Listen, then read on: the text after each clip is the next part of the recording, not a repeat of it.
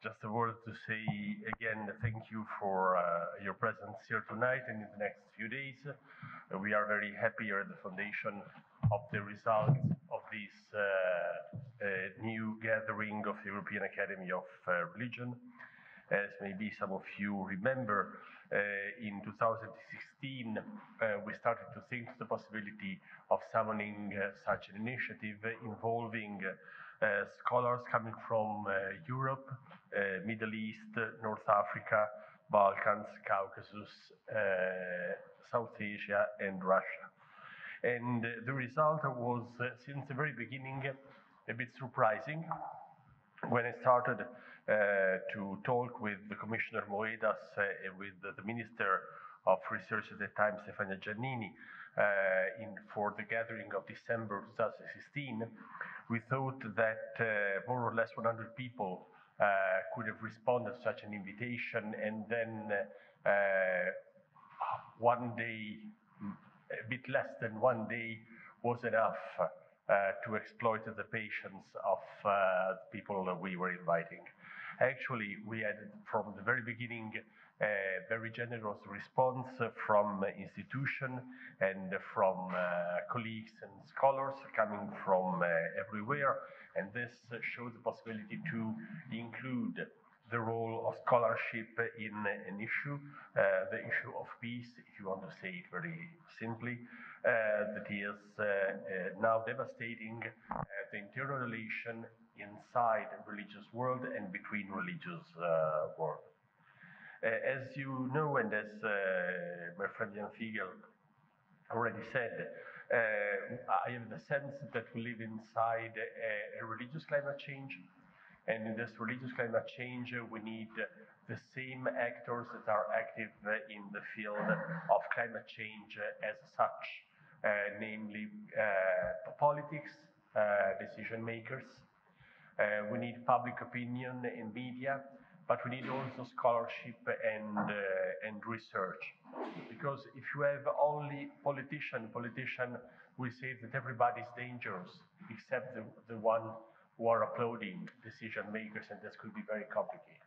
If you have only religious leaders will say that religious are very nice and smart, and the true lions are vegetarians, as one may joke on that. And if you take only scholars will always say that things are much more complicated than expected.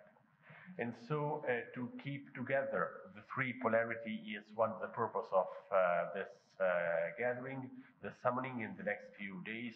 As Francesca already mentioned, you see from the program, we have a great number of speakers coming from everywhere in the next day. My role is simply to repeat what Jocelyn Cesari said about the gratitude we have to express to the city of Bologna, to the University of Bologna, to the Church of Bologna, represented by its Archbishop Monsignor Zuppi, to the Jewish community that is offering to us the room in the Museo Ebraico of the city for some of the panels.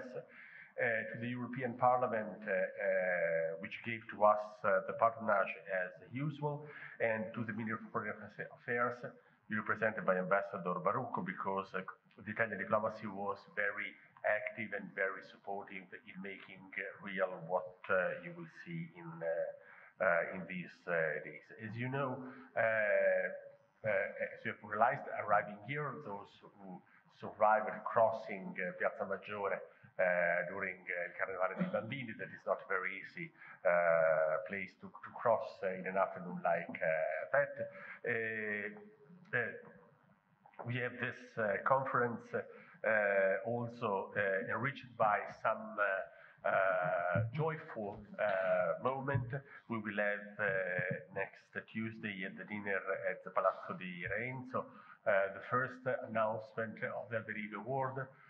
Pino Alberigo was my predecessor and my master. He was the person that made of the Institute of Bologna, what the foundation of religious studies now is.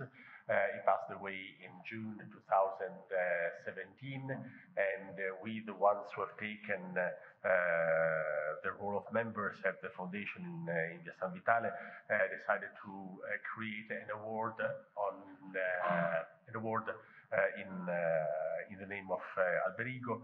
The regional government supported it very generously, so it's not as big as a Nobel, but for the historian it's a bit noble that we can deliver to the winner. We're very proud to have very good applications for the Alberigo Award, and I think you will share our ideas that we have also a great winner for that. Something more will be announced in a few moments concerning media and journalism. That's another part of the panorama that we are speaking of.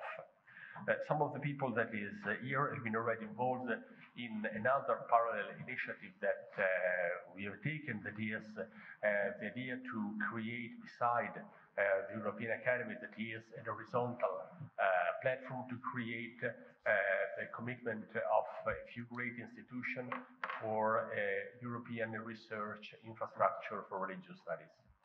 The idea is that, as you know, in all the type of sciences, we have a polarity marking the growth and development of science. On one side, specialization. I'm a former stuttering boy. Specialization is one of the great dynamism of scientific research, and on the other side, infrastructuration is the other polarity of that. If you don't have a specialist, you don't have knowledge, but if you don't have infrastructure, specialization will remain as a series of good ideas, of good questions, of good doubts, but it will not work much more than that. And so I'm very grateful to the institution that has started and created the first EuARe community, the EuARe community, and now we are creating the application for a new path in the Fscire program for research infrastructure, creating a new pattern for this. This only to say that the work that we are doing here is a work like your work, made of special researches, very narrow topics we are working on. One of the most demanding things that we are doing now in our group in Bologna is a history of ecumenism, and on the other side, the critical edition of the Council of the Great Churches and the Syria Council, the Armenian Council, the Coptic Council, and the councils of the churches of and after the Reformation are the main business for the next few years. But new perspectives are opening. Is now active in Palermo a twin library parallel to our one here in Bologna concerning the history and doctrines of Islam. And for us, the possibility to have you here is a way to commit ourselves much more, and even more than now, to this type of goals. So thank you very much. Thank you.